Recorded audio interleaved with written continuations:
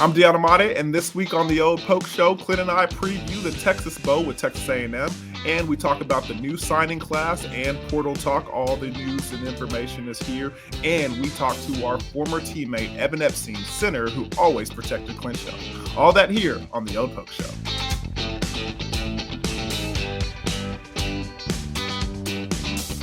Welcome to the Old Poke Show. This is the show where we talk to Cowboy legends from the past and the present and review the OSU program going into the future. I'm your host, Deion Imade, alongside, as always, my man himself, Clint Chelf, number 10. What's going on, baby? I'm just going to be up front. It's been 3 or 4 straight episodes. I still have a cough.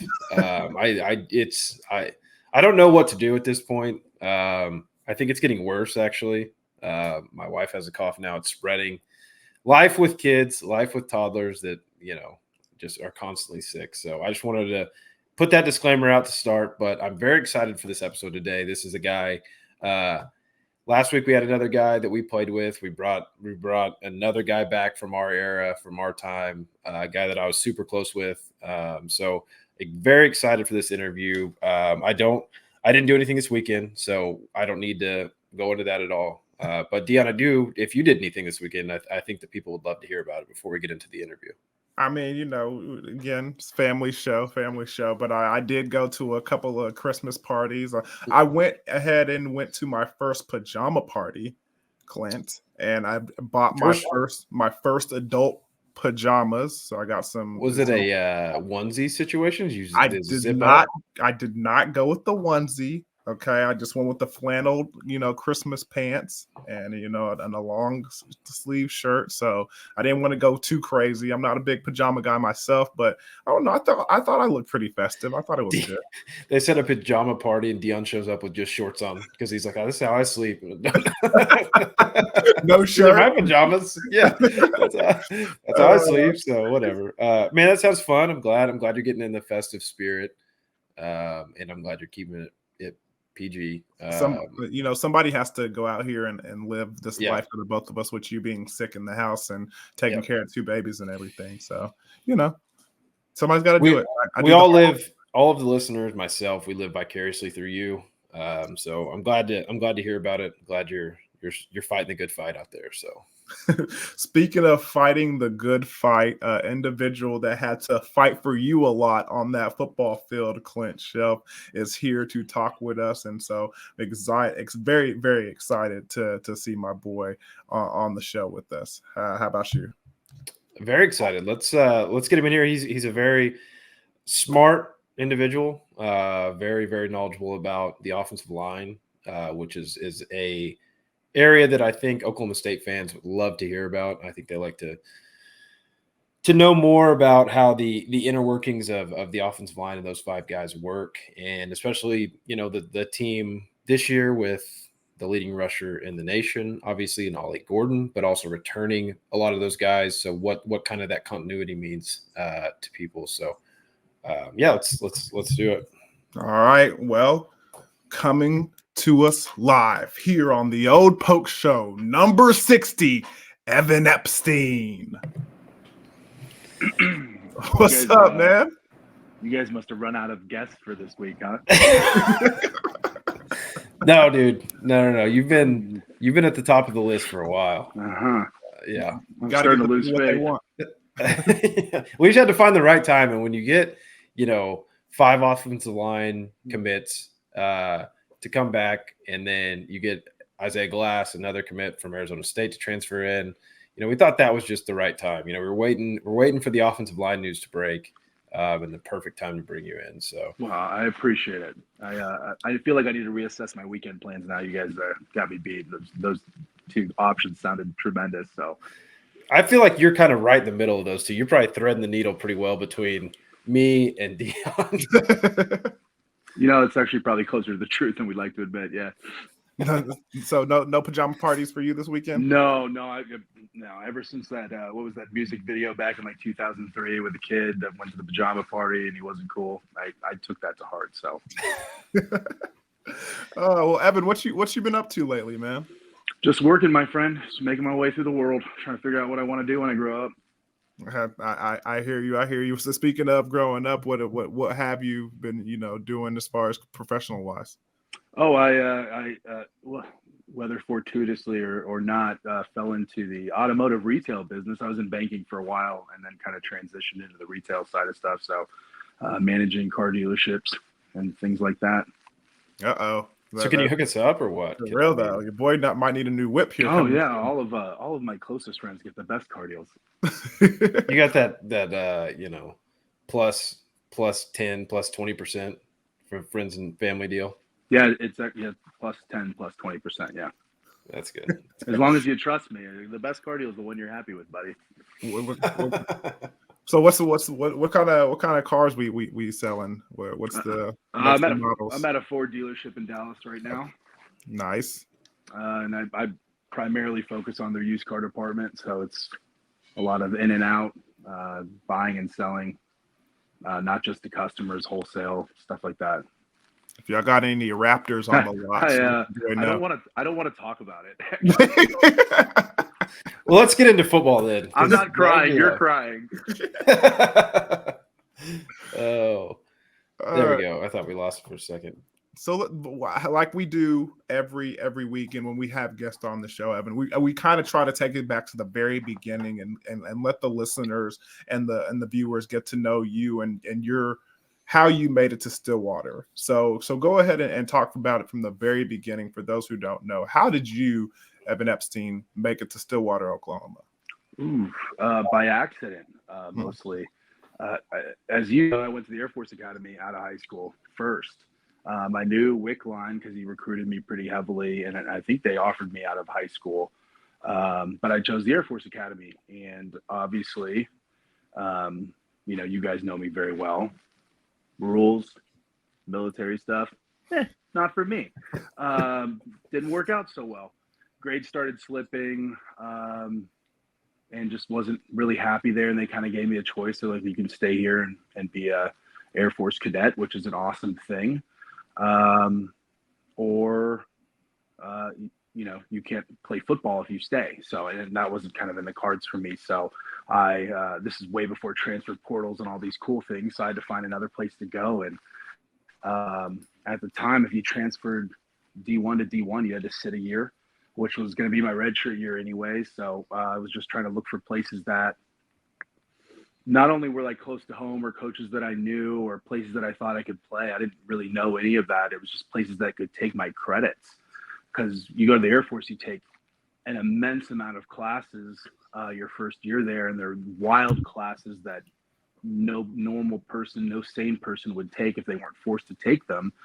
So I had all these college credits that I had to find a place that would, apply them. And of course, Oklahoma State was just like, yeah, whatever, come on down.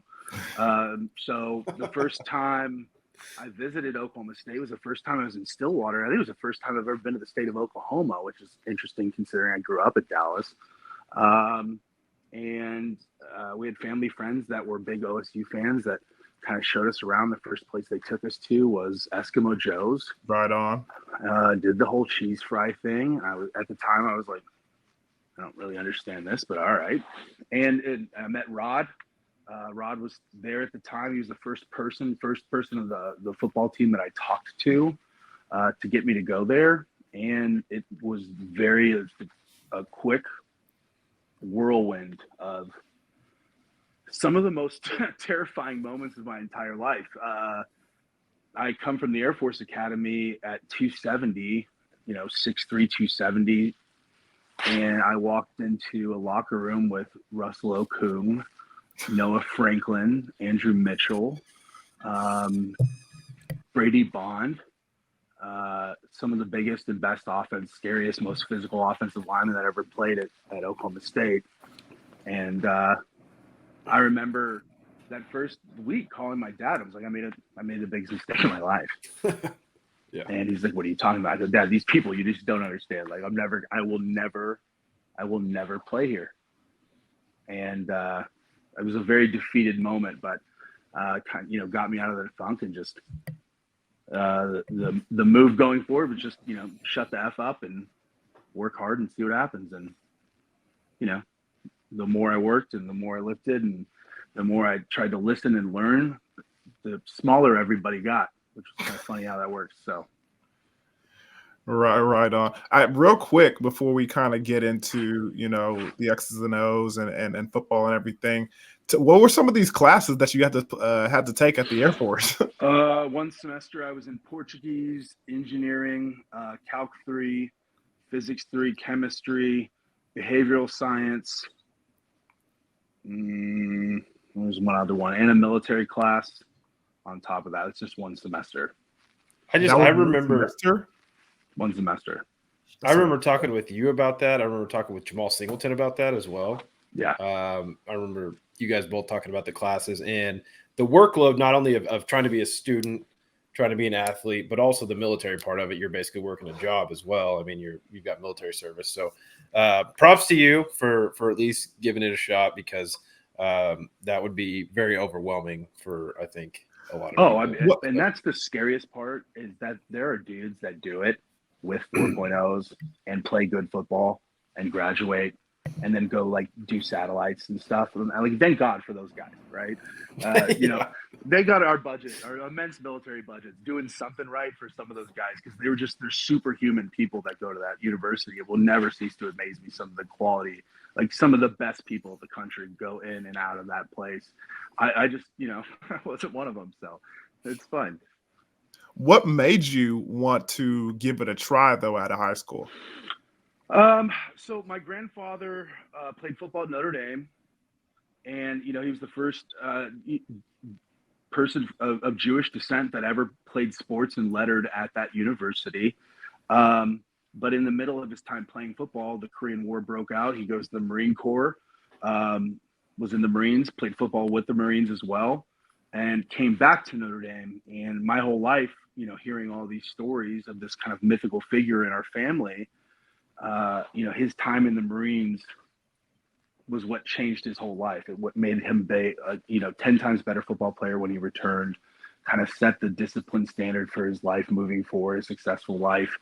And that just kind of stuck with me. And out of high school, I was, I kind of fit that bill of lack of discipline. I probably thought I was, a much hotter commodity than I really was. And something about traveling to a faraway off mountain fortress to kind of get my, to become a man, I guess you could say, was kind of a romantic, alluring aspect of that whole thing. It's also a beautiful academy. It's one of the most beautiful colleges I've ever seen. And, we've seen quite a few. And say what you want about Singleton. He's a master recruiter. They all are. You have to be pretty slick to get kids to go up there to go do push-ups for 6 months. And then on top of that, they played Notre Dame. Notre Dame was the one place I wanted to go to. And they didn't offer me. They offered me a walk-on spot because they had centers or whatever. And they were going to play Notre Dame. And they're Air Force is a good football team. So I wanted to go. If I couldn't play for Notre Dame, I wanted to play against Notre Dame. Unfortunately, I didn't get to play against them because I left Air Force.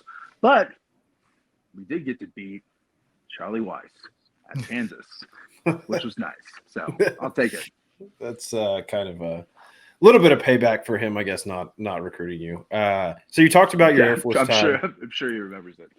Yeah, he remembers us, baby. I tell you what. But he's collecting that $40 million severance. Absolutely.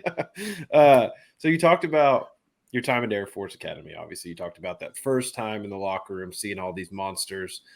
Maybe who was a guy that kind of took you under your wing? Whether I was one of those guys you mentioned, Lane Taylor, Grant Gardner, Andrew Lewis. Like who was kind of your guy that mentored you and got you? You talked about you called your dad. Who kind of brought you along, so to speak? Oh, it was Lane and Levy. Or lived with Levy. Levy Adcock, for those All-American. Yeah. And he was the one that showed me how to be successful at a high-level college football team through his weird, laws of Levy that he would impart upon me. I learned how to play football, and I learned how to be there's the X's and O's aspect, knowing what you're doing, the technique, but there's also the mentality of it. And he was just such a weird guy. In all the best ways that enabled him to be a two-time, all Big 12, All-American, Those are the kinds of guys that are the best offensive linemen, and just kind of getting to see how he operated and how he thought through challenges that to me were a big thing. Like, oh, Wick did this, so I'm devastated. I don't care. That was just kind of how he was. And between him and Lane, they helped me become a pretty good football player. So with those individuals, like, we can always say and talk about like offensive linemen and how unusual you guys are and what makes you guys great. But for the people who don't understand it, kind of explain it, Evan. Kind of explain it a little bit.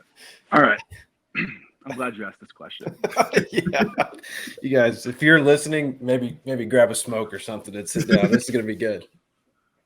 Let's take it back to our childhood, shall we? Thanksgiving Day. You're with the family, all the aunts and uncles, cousins are there. You have that big median through the street, perfect grass area. What are we all going to go do, right? Go play ball. We're going to go play some football. But let's break it down. What are we really playing? Well, that's called 7-on-7, buddy. 7-on-7 football. No one blocks for fun. It's just not fun. It's not fun. Yeah. I have to basically snap the ball to Clint and then fight another man for 6 seconds every play. Yeah. To do that successfully for years requires a certain kind of personality. And the best ones are kind of, sick, twisted guys. And it kind of skews into different sub-branches of that. But, you have to be a different personality to get from one level to the next one and definitely to the next one. It just requires a different level of thinking about things, and you get no recognition. And that's, they say that all the time on TV, but it's true. No one really cares. Success for us is different. I could have the best blocks in the game, but getting a run down and, celebrate with Clint if by, magic he accidentally outran somebody or it was a big deal or whatever. Like, that was success for us. So to be able to do these things that are incredibly physical, incredibly not fun, usually with the meanest coaches on the team by far, our practices are not fun by any means. And you do that for years and years and years. You have to be a mentally tough, kind of sick individual. That was one thing Wick always stood by. He wanted just like sick, twisted guys. I never really got it until I did. Okay, I'm glad you went down that road and brought Wickline into it, because before we get into like maybe your best memories and stuff like that, do you have any good Wickline stories for the people that you can actually tell? One, no, and two, like, for people who don't know him, and you can speak on this, he was one of the best offensive line coaches in the country, and I think that's largely why we had so much success when we were in school. Undoubtedly. There's not a lot of, there's a lot of funny stories that I definitely can't share on this podcast, but one of the things that stuck with me, and this was actually after we got done playing, and I'll never forget, this is when he was at Texas. I was kind of talking with him to go GA with him at Texas at the time. And he was kind of going through the whole, like, is he the offensive coordinator? Is he not the offensive coordinator drama that we didn't have to deal with, thank God. But him and I were still very close, and I was coaching at that Division II school. And he called me one day and was kind of like just exasperated, like in a way that I've never really seen him. Not frustrated, not angry, just kind of like at his wit's end. And it was kind of the first inkling of like how, different generations are different. And he was trying to coach his group of offensive linemen, and that Texas offensive line that he had was like notoriously one of the worst ones ever, which is not something that he's used to. And he would try to coach them the way that he is used to, which is by being not a very nice man. And there was just no emotion, blankness. There was just no response to how he is used to engaging people. And he did not know what to do. So not my favorite or most fun Wickline story, but a very telling one for how things are different. And it kind of bleeds into, you talk about how important this transfer portal is, and coaches are saying we have to recruit our own players to stay here. It's just a different mentality now. There's no, staying power, that kind of grit. There's still good football players, still tough ones, but it kind of shows you just a different world now than what we had to deal with when we were playing. I wanted to chime in because the Wick line story that I have that I remember, and you may be able to back this up, but we were winning a game by a lot of points. So, offensive line sit together. I walked over, and I hadn't been around Wick at that point, like very much at all. And he's not the most personable guy. He's not going to come up and talk to me at all. And so you guys are sitting there and in kind of an out of character moment, he says something that's kind of welcoming, and somebody makes a comment, and he gets on this topic and he starts talking about his roommate, and he walks off, and I'm standing there and I'm like looking at you guys. I'm like, what is he talking about, his roommate? And he was talking about his wife. And he was calling her his roommate. And that's when I kind of was like, I kind of understand this guy a little bit more now. I promise you don't. You don't. And you're right, I probably didn't. So that was my one Wickline story. Deion, you can go ahead. Oh man, yeah, Wickline was definitely a character, man, a character and a half. But going back to your playing days, I mean, kind of one of the questions that we ask a lot of former players when they come on here, man, is what. And I kind of want to alter it a little bit. You talked about toughness and playing on the offensive line. Give us one of your toughest moments on the offensive line, maybe in-game experience where you kind of, had to be a different person or turn to just be tougher than you knew was physically possible. There's quite a few games like that. I remember, after I got hurt at Arizona and then coming back and playing Texas, which was a big game, it was the first game that my ankle was at a cast, and you had to play through that, and that's kind of generic stuff. The one that really stuck out though, and it was kind of a non-game, was at the very end of the season. It was my senior year, so 2012. We had to play Baylor at Baylor, and it was after Bedlam, which was weird. Clint, I don't know if you remember that.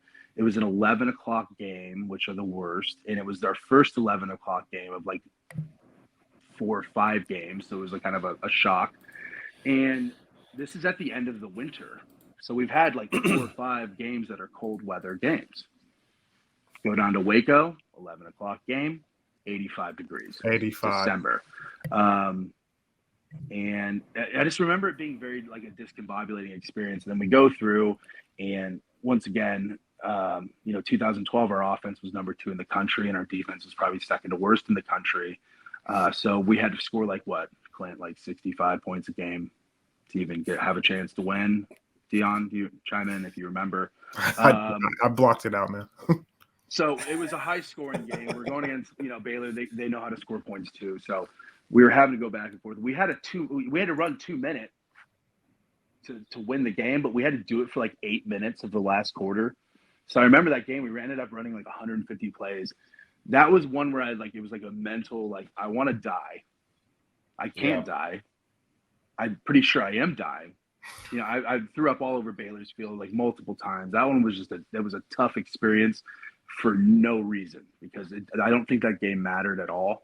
I don't know why that one was that was just one of my least favorite games from a have to don't want to perspective, I guess. I'll echo that. That game was miserable after we had just gotten our hearts ripped out against OU. At OU, we're leading the whole game, losing overtime, and then we have to go down there and play. And it was the final game in that whatever stadium that was before they moved. Yeah. So they were pretty hype. Yeah, it didn't matter. That game, yeah. I'll echo that. But do you have any actually favorite memories though? I know that's probably a stretch. My favorite memories, I mean, it's going to sound super cliche, but my whole playing experience, the farther we get away from it becomes more of a big blur. And it was all, I was very proud to get to do that. I obviously started every game except the one I was out my senior year, and just being able to start that season coming from having to walk on from the Air Force Academy.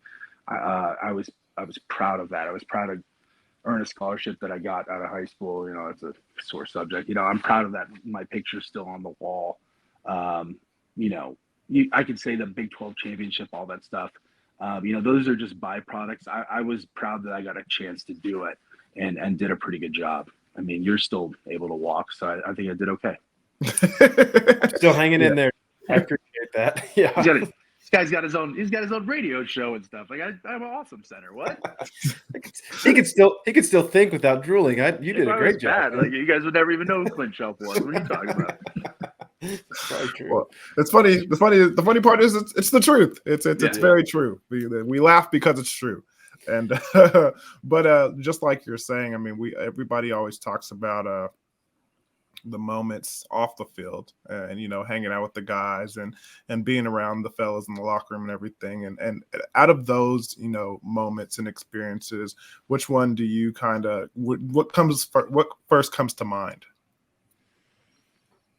I remember, our offensive linemen, we were all very close. We did everything with each other, and that's not a normal thing for me. I'm much more operate kind of like a lone wolf type of thing as my personality. But it was the first time you spend so much time with people at work. It's kind of weird to want to also spend so much time with them not at work. We just did everything together. I think it made us a better team. After those workouts, especially in the summer, just being able to go and, eat 12,000 calories of donuts after, wonder why I don't have abs still, and then go sit at the pool for 12 hours and then become professional video game players and then do it all over again. Like, we thought that stuff was hard, but, those are the easy days compared to, Clint's got kids and I have to pay bills and stuff. It's ridiculous. Yeah, those were, talk about in the prime of our lives. We overlapped a lot. Donuts, after workout, swimming pool, video games. That was the summer life. The Stillwater summer. Stillwater, man. That was the best. I don't know how many questions Deion's got left, but before we get out of here, I did want to ask you about what you thought of this year's team. Obviously, they've got the bowl coming up against Texas A&M. There's some commitments, obviously, returning a large portion of the offensive line that blocked for leading rusher in the country, Ollie Gordon. What were your thoughts on Coach Dickey's unit up front, the offensive line this year? So first and foremost, anytime you have the leading rusher, you did good, guys. Like that's a huge thing that you can always hang your hat on. That's a mark of success. No questions asked. Drilling down into the season, there's moments of intense pride. There was big letdowns just as a team as a whole. From the offensive line, though, I could watch their run progressions get better throughout the year. Their blocking was more effective.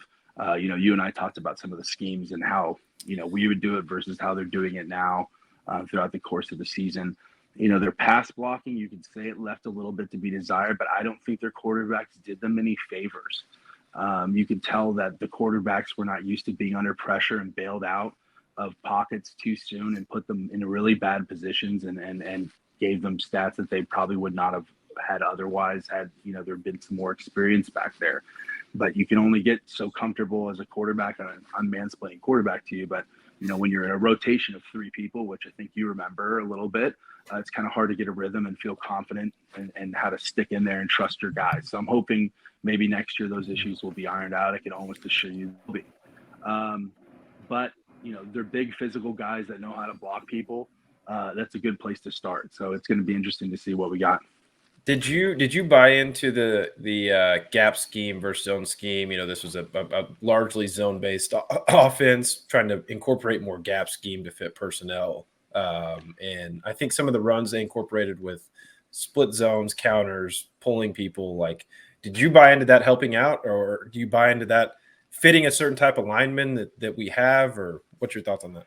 I think coaches and players and people on the outside looking in can convince themselves of, there's so much minutia that you can get into. I've never been a big believer of minutia in college football, and it took me a long time to realize this. You can say zone gap. We ran a zone offense, sure. But our whole offensive blocking scheme was, can you count to two? There's 5 guys that need to block 5 guys. Here's the most effective way to do it. And most of the time it's a zone scheme. Now, if you have guys that can't block, now you have to adjust and stuff. That's what makes it difficult. But, we were blessed with 5 guys that knew which 5 guys we had to block 90% of the time. I'm not a big scheming guy. It's not how I was brought up. It's not how Wick was. It really wasn't how Monken was for the most part. He tried, but when it came down to it, here's the play we're going to run. Here's a couple variations of it. It's all basically the same thing. I mean, our offense that we were number 2 in the country with, we had 13 plays essentially. People forget that. You could tell me every block you see, we had 13 plays. So, the zone works for most things, but you have to be able to identify a defense and categorize it as such. I think you and I were talking about this of like what I think it was Texas maybe, or what their fronts were looking like. And I go, that, it looks like this, but it's actually this. And if you categorize it as that, it makes everything a lot easier. You're like, oh yeah, it's like anything else. And I'm sure that is the same way. It's incredibly complex if you're not used to it, but when you have enough experience and then you add a coach in there that kind of gives you a creativity to see something in a different light, it becomes much more simpler and gives you a lot of leeway with how you decide to go about that task. So for some of our fans, they're kind of curious on, we're bringing back so many of our offensive line, and everybody's excited about the transfer portal, and everybody has that desire to go out there and get the biggest name to add to your success. In your opinion, offensive lines wise, and with your expertise, how important is it to go gather talent or keep the guys who have been playing together for such a long period of time? You always have to gather talent, always. And sometimes you have to gather talent. It's not ready yet. When Lane Taylor was put in as a freshman, he probably wasn't ready, but he became ready quick. The notion that, we have to pay attention to keeping guys that we have, I think if a program clean and you treat your players fairly and you have a consistent management leadership style, most of that stuff will take care of itself. But you can't not recruit. You have to recruit, especially in this time. It's essential because with the ability to have players, sponsorships and stuff, okay, there's 10 teams that have more money than like everyone else combined. And if money is a motivating factor, which we would be foolish to think that it's not for a lot of players, it's going to put you at a big disadvantage out the get-go. So you have to be, it's not an easy answer, but you have to do both. You're just going to have to do both if you want to be successful, because there's going to be teams with bigger boosters and more business connections. And, this guy, he's a huge Texas booster. He owns a dealership and he'll give everyone cars if you go to Texas. If we don't have that, what do we have?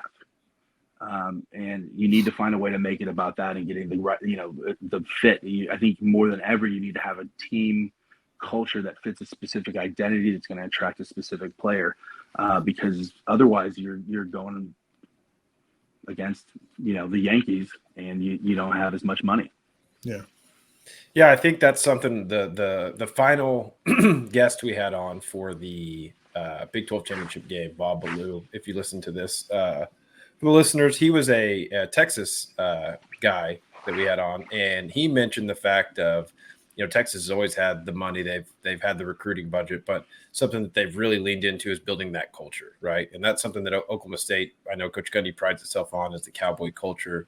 So I think that plays into, a lot of what you're saying is what can you sell people on to come here if you don't have money and you don't have cars and stuff. So showerheads aren't going to do it anymore, Hey, those showerheads are nice though. Those showerheads are fire. Those are A1. That's all I've got, Deion. I don't know if you have another question or not, but no, man, that's all I have, Evan. Man, we really appreciate you for coming on. It's been a long time coming, and during the season, we're definitely going to have to get you on a couple of more times to kind of break down the X's and O's of this offensive line play and tell us who's not counting the two. It was a pleasure, my friends. Good to see you guys. Thank you. Awesome, appreciate it, Evan. Thanks for coming on, Evan. Appreciate it. All right, y'all take care. Oh, that was Evan Epstein, ladies and gentlemen. Clint, what'd you think, man? Man, it's always good to talk to Evan. That was my guy for a long time in Stillwater. We've kept in touch after school as well, so it's always good to get his perspective, especially on the offensive line, because throughout the year I usually get some texts from him. We usually have some conversations, and he's pretty sharp on that stuff, and he's pretty tough on some guys sometimes. So it's good. That's who I lean on for a lot of my offensive line knowledge, which is good to have him on finally. That's the thing, man, about doing what we do and being able to have a platform and talk on the radio and different newspapers and writers and people come see us. It's not about, sometimes it's not about what it's the resources that you have, and having guys like Epstein and individuals like Jeremy Smith to kind of lean in on their expertise and then kind of regurgitate it back to the individuals who really want the X's and O's and stuff. It's a big blessing to have those guys in our back pocket. So appreciate them for always coming on and helping us out. Yeah, that's well said. I think anytime you hear me talking offensive line, it's usually because I've asked him or somebody else, because I think it's changed a little bit, but back when we were going fast tempo and on offense, the center called all the protections. So they handled a lot of the offensive line stuff. We, as quarterbacks, you're typically in charge of protections and making mic calls and stuff like that. We didn't do any of it. So some of that stuff I never really had to learn as much. So I lean on them quite a bit. I defer to them on anything offensive line related. Yeah, bro. So I mean, we talk about them often. Those individuals they're interesting. They have their quirks, man. Those are an interesting breed of individuals, but there are smart individuals as well, especially those centers, man. They really hold it down up front and protect guys like Clint on a daily basis. And you kind of have to be headsy to kind of pick up where the defense is coming and help the offense out, because it could be somebody's butt if they're not on their game. So we're always glad to have those individuals be around us in many capacities, especially on that offensive line. But after that being the case, we have some interesting stuff to talk about with the few minutes that we have left on the show. We still have the bowl game, the Texas Bowl over there at Houston, Texas, and then we also have a lot of stuff going on here coming up with signing day fast approaching. So I thought we'd talk about some of the individuals in this class that are signing on. I mean, it seems like now in college football, with everybody so intrigued about the portal and people switching from here and there and NIL and everything, the high school individuals are being forgotten. Like the high school students, the high school players are being forgotten, other than, those top 10 players or, those big time. So I know Georgia had the number one quarterback in the nation switch to Nebraska a couple of days ago. But other than that, I mean, high school players are being forgotten nowadays, Clinton, but there's still a signing day. Yeah, no, I really hadn't until you mentioned that. I honestly had kind of forgot about it myself. And, that was such a big day for us. Yeah. And I mean, back when people were doing the hats and stuff, I'm sure they still are. And I'm sure for the top guys, it's even more, televised and publicly available than us. But it does seem like kind of the transfer portal is, maybe it's just because it's a new thing. Maybe it's because, it's players that can play at this level. But you're exactly right. I just saw recently Jaden Allen Hendricks, an athlete, a running back from South Carolina, another commit. I don't know if they're looking for a certain type of dude, but 6'2", 220. The measurables, Clint, the measurables. That sounds a lot like a guy that we have currently. So, I don't know if there's something there that they're trying to chase. But, excited to get some eyes on these guys once they get in the program. Obviously, that first, 6-8 months is an adjustment. Very, very difficult to get used to. But I'm excited when those guys, commit, then they finally get here on campus and you can kind of see how they'll fit into the team next year. Because correct me if I'm wrong or if you think differently, I feel like kids are coming in out of high school now more prepared to play at this level than even we were. I mean, with everything going on in football, with the 7-on-7, with the the coaches, with the training, with the visibility that these individuals have, I mean, they are more prepared than us because they have more resources and more tools available to them. I mean, I was able to, I do cover high school football all over the state of Oklahoma, and I was able to watch Dell City this year and a player that we got, Ronnie Fields Jr. I mean, this is a running back that is ready to come on the scene and make. Now he's got people in front of him, and he's going to have to earn his playing time, but he looked like a really good back, and I'm excited to see what he can do with the orange and black on. It's going to be interesting. I mean, all these kids coming in, they, like you're saying, Clint, they're more prepared than we were for big time college football. Yeah, and before we get to a little bit about Texas A&M, obviously the transfer portal, two areas that I've felt like, even with all the offensive line coming back, I don't think you can have too many offensive line. Isaiah Glass is a commit that we got from Arizona State, and then the guy that you'll be watching a lot, Kobe Hilton from UTEP, safety, was up, I believe, at NEO before he made a couple stops, so he's familiar with the area, and a guy that I think in that room more so than any room. Obviously, Lyric Rawls hopefully coming back, but they need competition in that room, and they need some guys that are going to come in, be able to run, be able to cover, and have kind of an iron sharpened iron situation there, because I think the coverage issue is something that this guy can hopefully help with, and that's going to make everybody else better. Yeah, another one of those freshmen that I was excited about that joined the signing class that I've seen some tape on is a Landon Cleveland. He's a really nice safety product out of Mansfield, Texas, that I was really intrigued to get some tape on, and I'm really excited to see what he can do when he is down here. I mean, again, he's a freshman and he's got some dudes in front of him, but I'm kind of interested to see what he can do, especially with all those young guys we have back there. But I mean, we talked about the signing class a little bit, and I'm sure they'll have so much more information for you on OSU Max with signing day, approaching us. I don't think we need to harp on that a little too much. The bowl game's coming up, Clint, and before we get out of here, real quick, what are some of your thoughts before the Texas Bowl? I think the main thought is it's hard to prepare. I've watched a little bit of tape on Texas A&M throughout the year. They were very good against defending the run. I think best in the SEC numbers wise. And you look at what they lost, obviously, with Jimbo Fisher leaving. They bring in Mike Elko, who's a defensive minded guy. DJ Durkin was the defensive coordinator. Bobby Petrino. They all left. Or I think DJ Durkin is most likely going to leave and get replaced. I'm not sure if it's actually been announced yet, but it's just hard to look at. Walter Nolan is the number one guy in the portal, I believe, by most ranking sites. Defensive lineman for Texas A&M. They've had a guy just recently today, receiver, Evan Stewart, I believe, 5-star guy, been there a couple years, and he's in the portal now. So it's really hard to give a full breakdown. With the turmoil, the transitioning period that's going on at Texas A&M, I think, first of all, if you're going to look at their defense, more traditional than what you don't see any 3-3-5 like stuff.